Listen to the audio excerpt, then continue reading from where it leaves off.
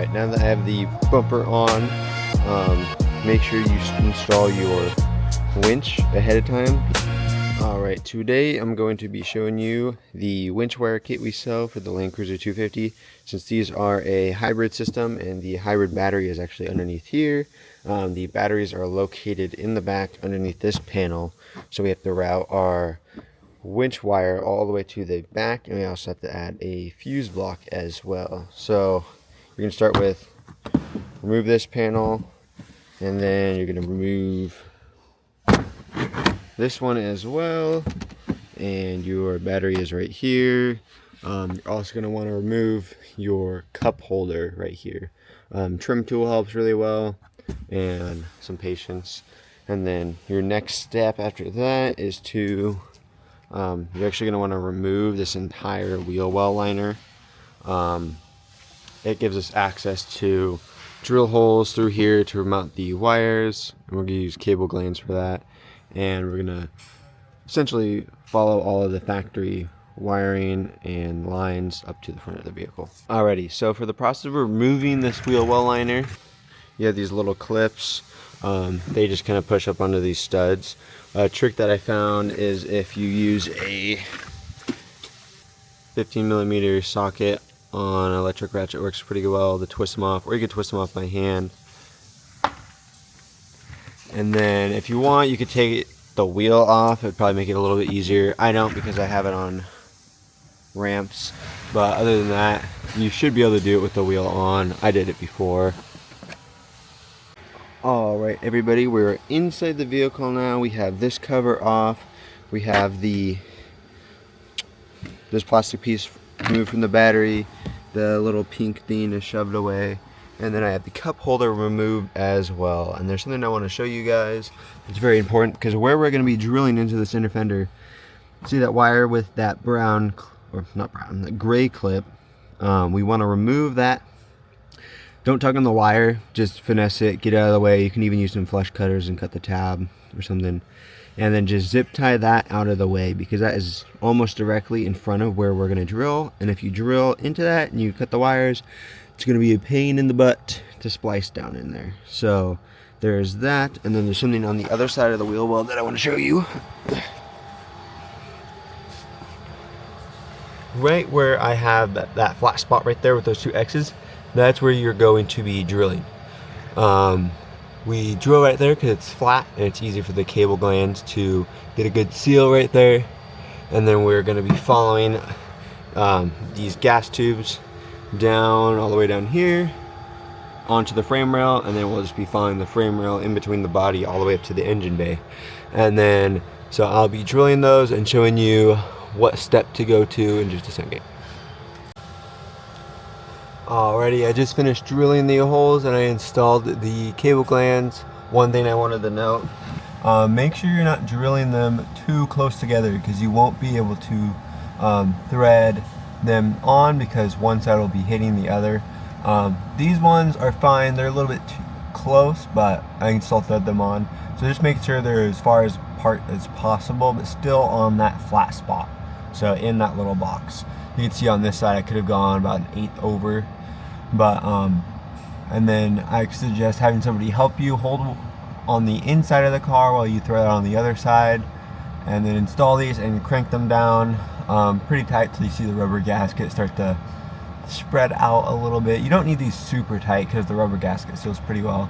And then after I drilled out the hole, I also went over it with a deburr tool and a little bit of sandpaper and a paint pen.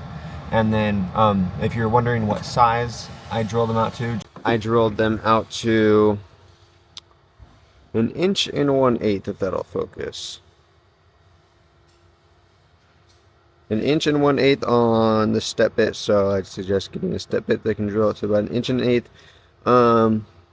You could probably try this with shears if you don't have a step bit, but I wouldn't suggest it. I'd just go spend the money and buy one of these. It'd probably make it a lot easier. And then after this, I'll show you how to route and run the wires.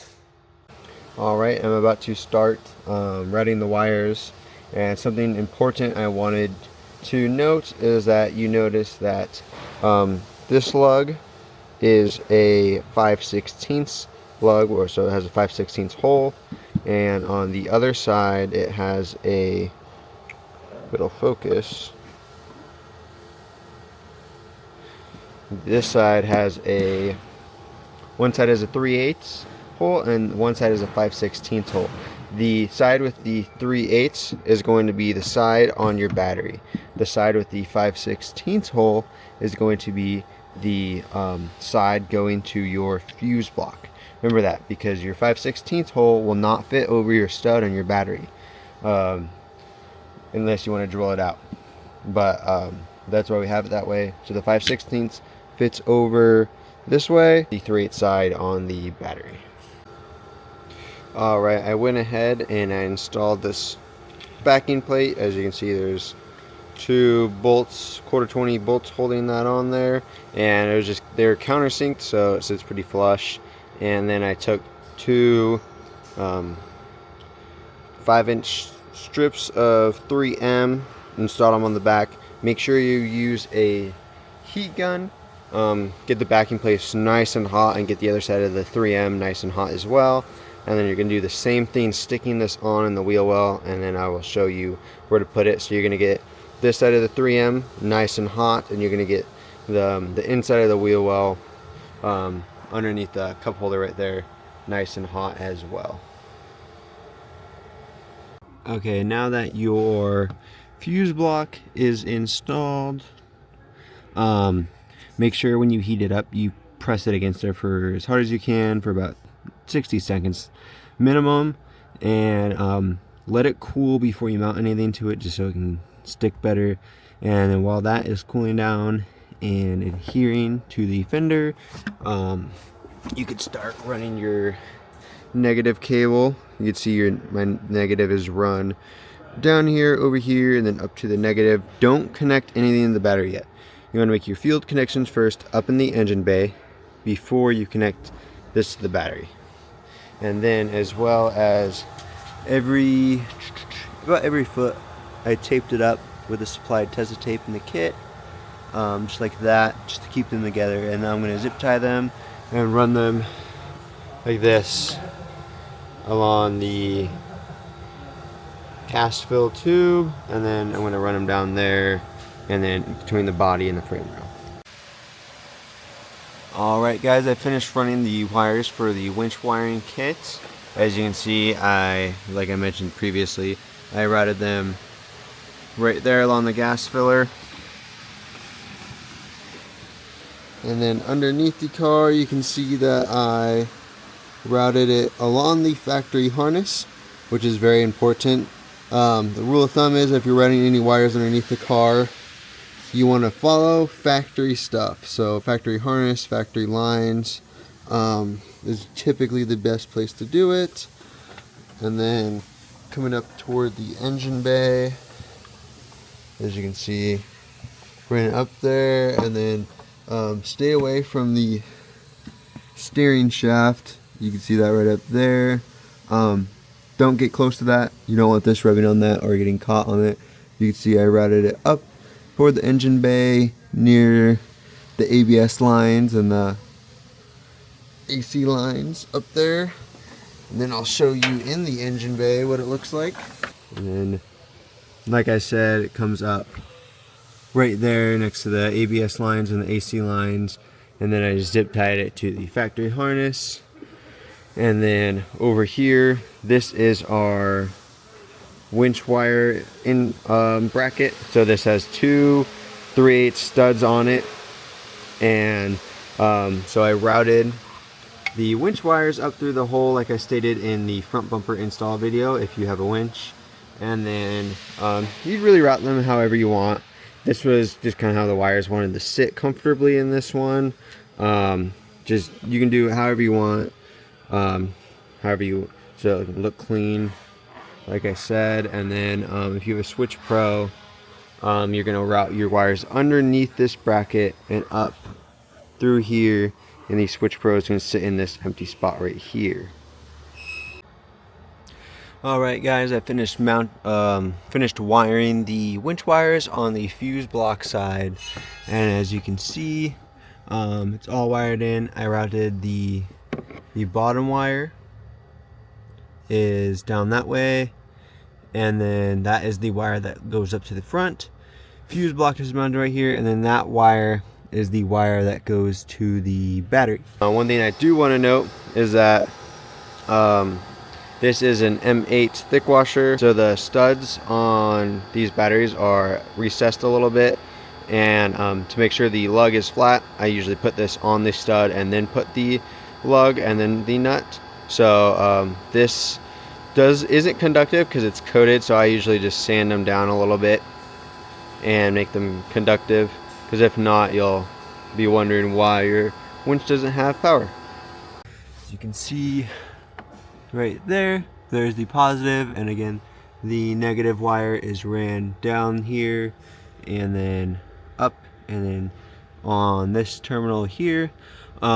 Be careful taking off these studs on top, and because if you drop them down there in the abyss, you'll have better luck going to the hardware store and grabbing a new one, because I did that once.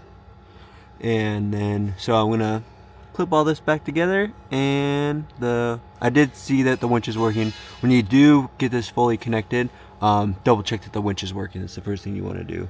And then for the trimming of the plastic, just notch it right there. There's kind of a pre-existing notch there, or indent, that you just want to notch in, and it still clips in, and you could still use the factory plastic cover. Alrighty, there is one more thing I wanted to go over on the winch wire kit. So we include this clear plastic cover, and then this push lock pin. So I suggest installing this on the bracket itself, along with the junction blocks as well, before you actually mount it to the vehicle. So to just install it in the, I don't know, just keep adjusting it until it clicks right. But to use it, you want to make sure this button is pressed first, just like that. Set it down here, make sure the tabs are lined up, and then just give it a firm press down, and you're all good to go. And then if you want, so the reason we did this is, so say you have a Morphlate compressor and you want to connect it to the lugs, you just unclip that, and then you have access.